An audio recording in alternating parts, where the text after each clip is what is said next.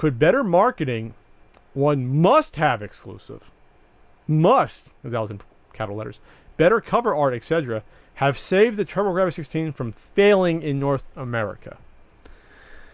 I mean, yeah, the answer to all of that is sure. I mean, this is woulda, coulda, ifs, ands, or buts. I mean, who knows?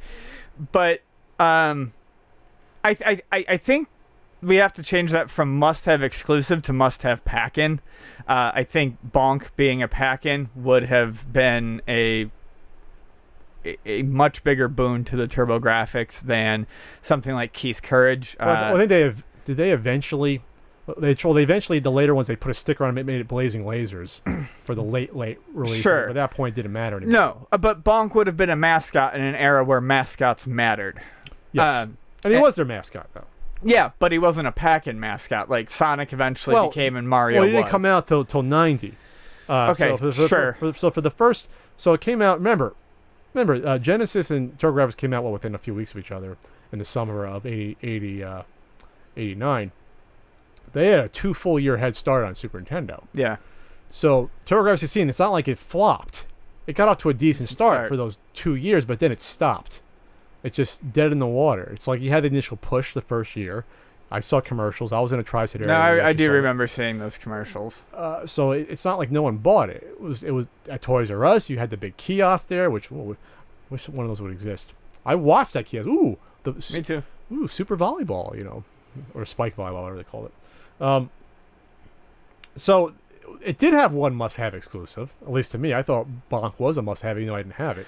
Right. But it didn't have more than one. That was it. And it, like you said, it wasn't the pack-in. It was Keith Courage for the first 8 months the system was around. Right. And actually, more than that, for years, it was just Keith Courage. And Keith They Courage, should have switched it immediately. They should have switched it immediately. Like they did with Sonic. Yes, exactly. It should have been... Keith Courage should have been known as the Altered Beast instead of Keith Courage being the game everyone associates with, because everyone had that game. Right. And it was such a bad game, again, from my own view, that they didn't put out separately. Once they changed the pack-in, or came out with the Turbo Duo, you couldn't buy Keith Courage. Right. It wasn't a good game. It was an average game. And while I do remember seeing the commercials, I don't remember a huge marketing push for the system. Let's not say huge, but there was marketing done. Again, in the tri-state area, that was a big thing. It wasn't released nationwide. You still have people saying, I never heard of that system, or when I was a kid, no one had it. So my Toys R Us had it. Mine did. But did someone's Toys R Us out in, I don't know, Wyoming have it? Probably not. No. So they did this weird strategy that they did in Japan, where they kept it around these huge centralized locations where there's a big population center. But that's not where everyone is. This isn't Japan. This is the U.S. You have states where maybe people are spread out, where you don't have a metropolitan area out in South Dakota, but you still have people who want to buy a game system. So what about them? What about people in Arkansas? It's a really strange strategy. It didn't work out.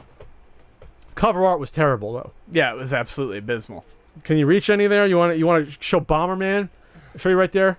They couldn't even do like the regular Bomberman box art. I mean, Military Madness is like 1950s Spaceman. It's absolutely terrible. Yeah.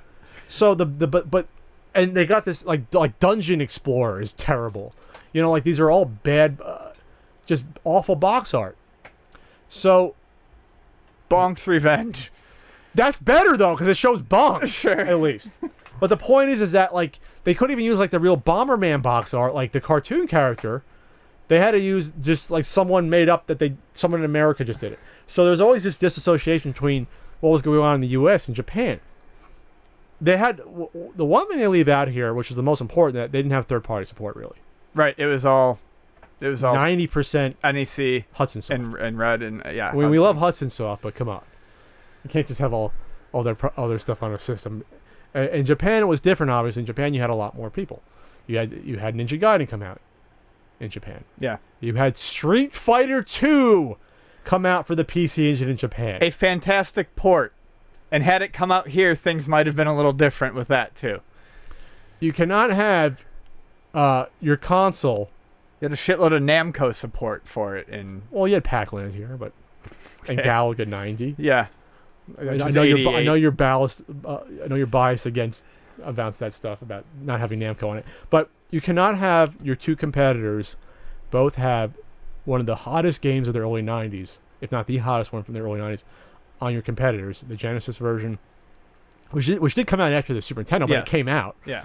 And the Super Nintendo, and not have it on your system when it could technically do it.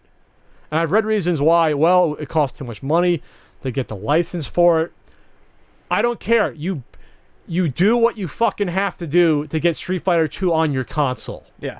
I don't care what you have to do, because after that, game's over.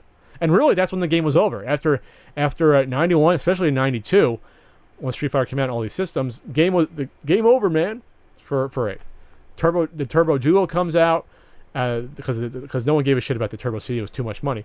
But once the Turbo Duo comes out and you have fucking Johnny Turbo and that awful marketing stuff, it's like you can have a kid just come up with his own marketing scheme. It would have been better. Yeah, all that stuff would have helped. But third-party games, of course, would have helped. Having it come out nationwide, better marketing, and fucking Street Fighter 2, which probably was a better version than the Sega Genesis one. You can make an argument that it was almost as good as the Super Nintendo one. But had blood in it, sound effects and music were spot on. Couldn't do like the four different elephants, though, instead of two in the foreground. Missing one background. elephant. Missing one, I couldn't do that stuff. But otherwise, it played exactly the same with the 6-button controller.